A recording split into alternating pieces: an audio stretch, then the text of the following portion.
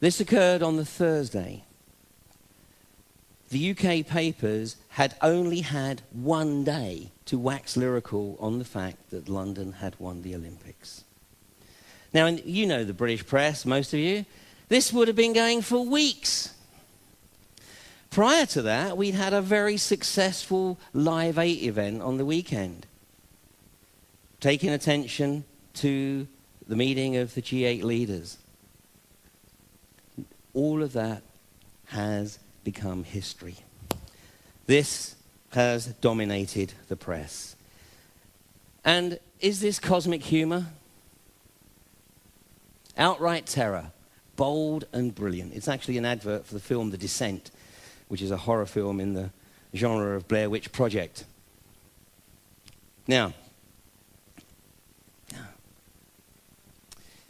there was a lot of stuff going on that day. There was a vehicle the other side of that bus, by the way, that had the name Kingstar blazoned across it. Kingstar are explosive demolition specialists. Another part of cosmic humor, perhaps. It's only 2 weeks. So I've only had 2 weeks to sort of research the events of London. I've had 3.5 years to research the events of 9/11. But that 3.5 years researching the events of 9/11 has helped me understand patterns and see patterns of what's occurring. And in 2.5 weeks, I've looked for the same patterns as one would. And I'm going to share with you some of the stuff that I found. And no conclusion here, it's too early. But just some of the observations. Now, there's a guy called Peter Power. He's the managing director of a company called Visor Consultants. This is straight off of Visor Consultants' website. So Peter Power, he's the managing director of Visor Consultants. He's a fellow of the Emergency Planning Society, fellow of the Institute of Risk Management. I think we can assume from the next line that he's a member of the Lodge. He's the author of the present UK government DTI advice booklet, Preventing Chaos in a Crisis, and the new British Banker's Guide on Crisis Management. He's the founding chairman of Survive Crisis Management.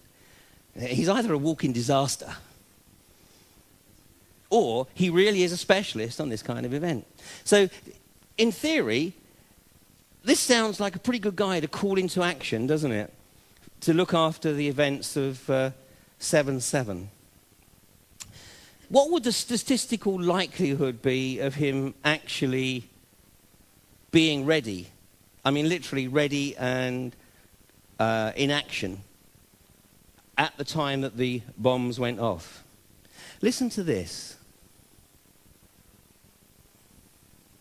The thing that concerns me is that what are we doing for the thousands of men and women actually who are in London working? And I say that because at 9:30 this morning we were actually running an exercise for over a company of 1,000 people in London based on simultaneous bombs going off precisely at the railway stations that happened this morning.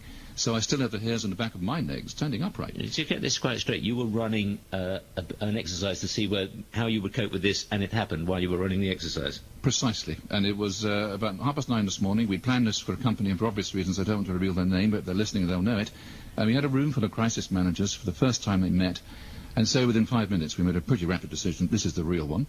And so we went through the correct drills of activating crisis management procedures to jump from slow time to quick time thinking and so on. Well, that's all. Did you hear what I heard? They were running an exercise at exactly the same 3 stations where the bombs went off. Exactly. And just in case you missed that, by the way, that was on Radio 5 Live. So just in case you missed that, let's have a look at him on ITV later that evening. Issue. Today we were running an exercise for a company, bearing in mind I'm now in the private sector, and we sat everybody down, and there's 1,000 people involved in the whole organisation, but the crisis team, and the most peculiar thing was we based our scenario on the simultaneous attacks on the Underground and mainline station. So we had to suddenly switch an exercise from fictional to real. And one of the first things is, get that bureau number. When you have a list of people missing, tell them. And it took a long time.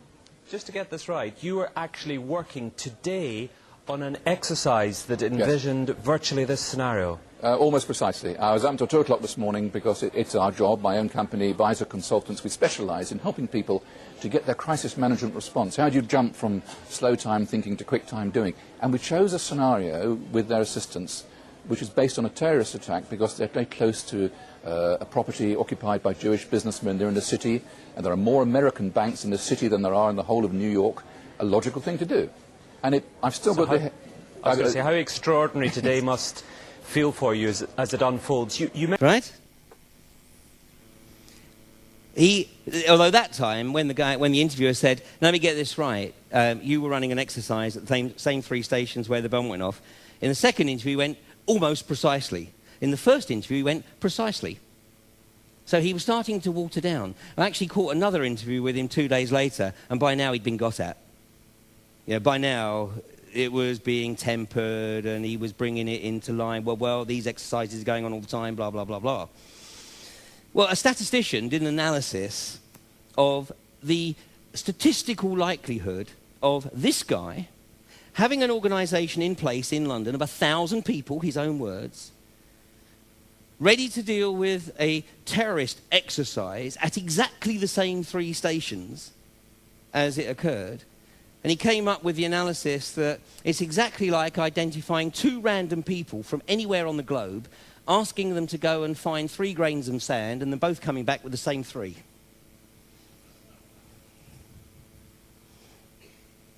We have on our hands another construct. And then this one just blew me away. This is from the government's own website. Bob Kiley, Commissioner of Transport for London for the last 4.5 years. Early in his career, he was with the CIA, where he served as a manager of intelligence operations and then as an executive assistant to the director. So he served with the CIA. Well, that's okay. A lot of people have served with the CIA. But take a look at this. Robert Kiley is a member of the Council on Foreign Relations. Part of the Brotherhood.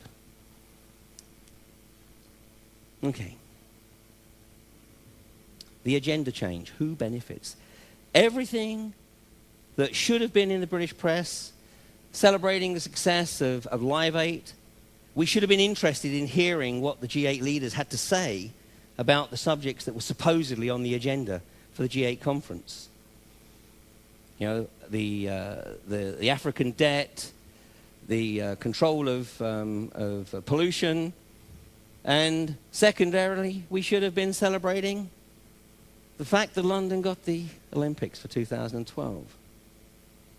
There may be those amongst you who think that will be the last Olympics, but I'll leave that for somebody else to discuss.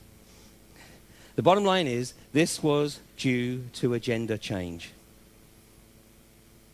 The only crisis of choice, and God forbid you want anything else in your media. You have to focus on the agenda, because these guys know the power of mass consciousness. Don't underestimate. The away team are very, very good at what they do. Look at the similarities. I don't have time to go through them.